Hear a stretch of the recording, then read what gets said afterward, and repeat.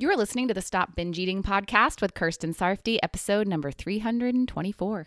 Welcome to the Stop Binge Eating podcast. It's time for you to end your food obsession and begin feeling confident and in control around food. You are absolutely capable of eliminating binge eating from your life, and I'm going to show you how by giving you simple tools and insights that you can apply in your own life. I'm your host, Kirsten Sarfty. Now let's get to it. Hello. Today I'm talking about being assertive with yourself. What this basically is about is finding the middle ground between being too soft and too hard. So you can get yourself moving forward, working on your goals, and to get yourself to actually do what you've been wanting to do. Many of you are way too hard on yourself, and you think that's going to motivate you and push you. But in actuality, it just makes you feel bad and brings you down, so you actually lose motivation. If someone is beating you down, including yourself, you're not going to then take positive action.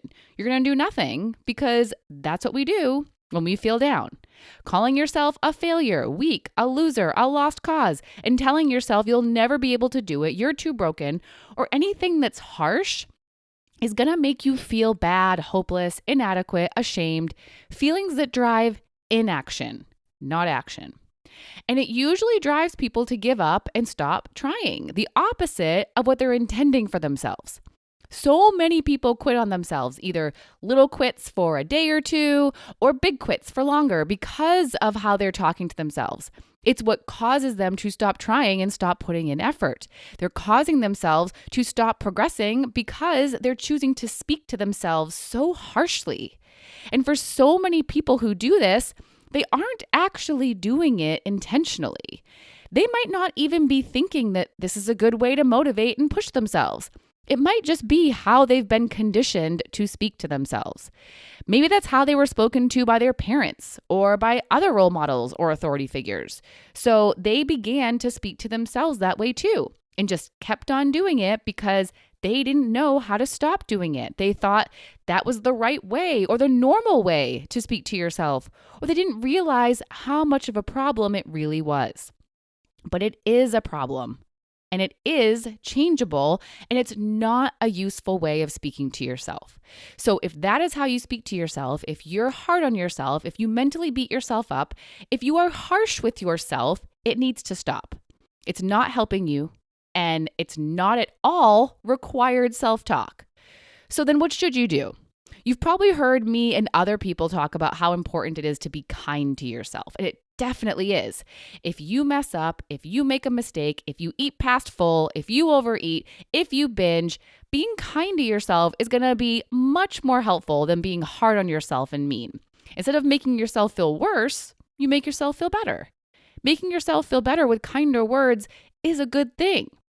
But there are times when being too kind with yourself and too soft with yourself won't help you move forward.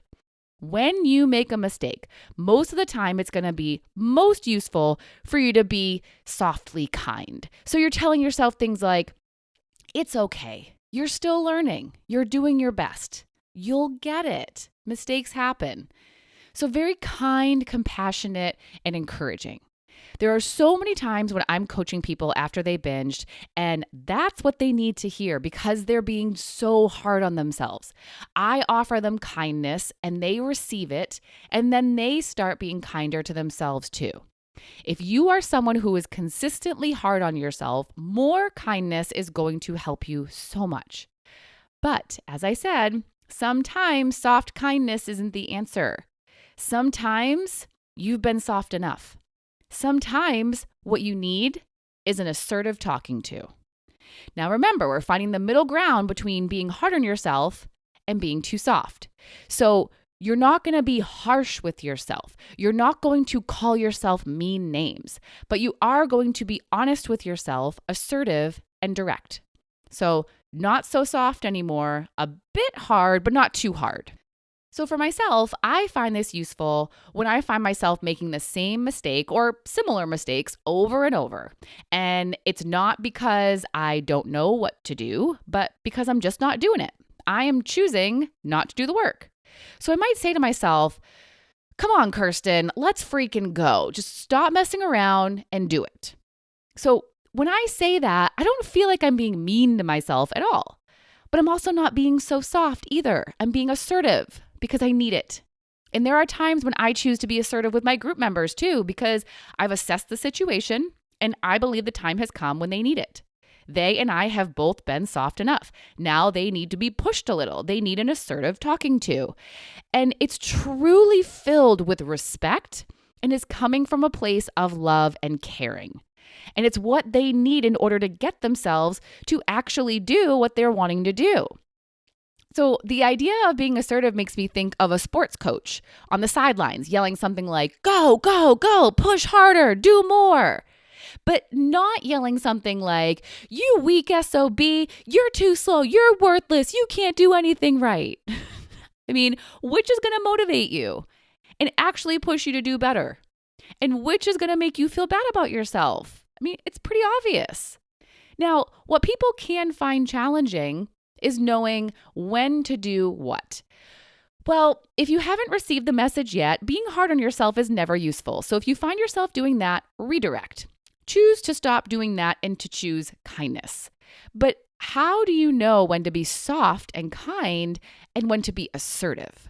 This is how I determine it for myself and when I'm coaching my group members. If you're feeling really emotional, be soft and kind. That's most likely what you need to hear in emotional moments. If you've made a mistake that was a one-time thing, be soft and kind with yourself. Making mistakes is normal. It's human. It happens.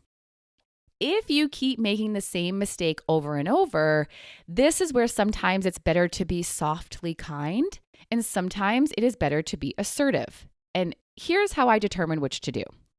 If you genuinely don't know why you're repeating this mistake, which is where a lot of people are when they first start working with me in my Stop Binge Eating program because they've never known someone who can help them understand why it keeps happening.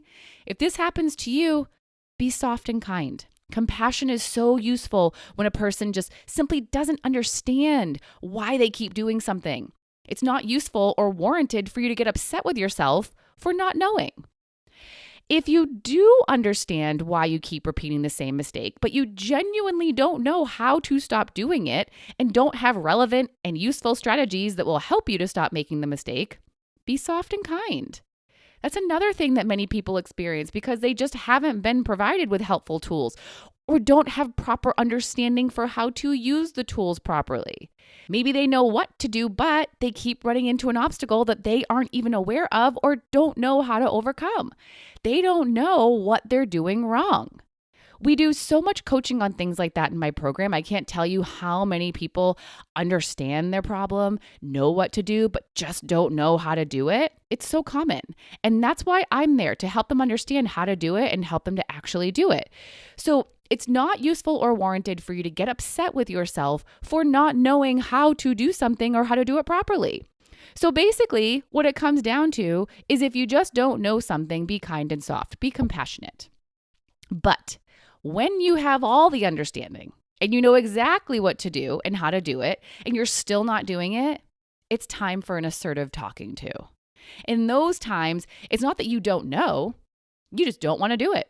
You're coming up with excuses, and at that point, the excuses need to be shut down. The excuses need to stop being accepted.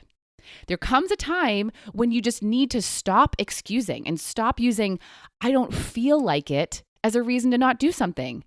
And do it even though you don't feel like it. Do it even though you don't want to in that moment. And you're going to get yourself to do it by being assertive with yourself. Something like, all right, enough of this, just do it. That's what can get you moving and progressing and get you to actually finally do the thing. No more messing around, no more choosing laziness, no more putting it off. Do it now. Just do it. Get to work. No more dilly-dallying, no more excuses, no more just wanting to do what's easy. Do the hard thing. Get it done. Be firm and assertive with yourself when you need it. Push yourself in a respectful way from a place of caring about yourself. That will light a fire under your butt and get you going. That will help you create the determination and drive that you're needing.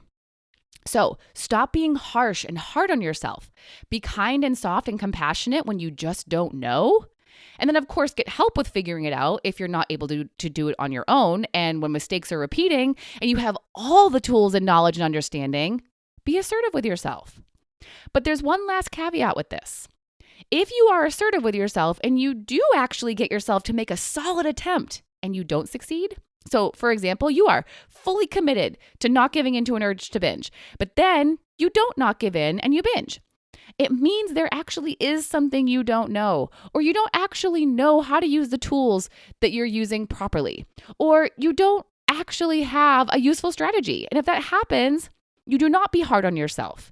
And again, if you just don't know, choose soft kindness and compassion. Then figure out what you're missing, what you're doing incorrectly, what you're not understanding. And if you have a hard time doing it on your own, get help. And a great place to get help is in the Stop Binge Eating program, just so you know. So know that that is an option for you. So if you just keep pushing yourself without actually figuring out what you need to do differently, then nothing will change and you won't get anywhere. You always need to learn from mistakes and apply what you learned from that lesson. All right. So handle your mistakes in a useful way. And sometimes that's going to mean you'll need to be assertive with yourself, but make sure you're doing it in a respectful and caring way. All right. Bye-bye. Thank you for listening to the Stop Binge Eating podcast. If you like what you heard today and you want more, go to coachkir.com/free. That's COACHKIR.com/free to get some awesome free stuff to help you stop binge eating.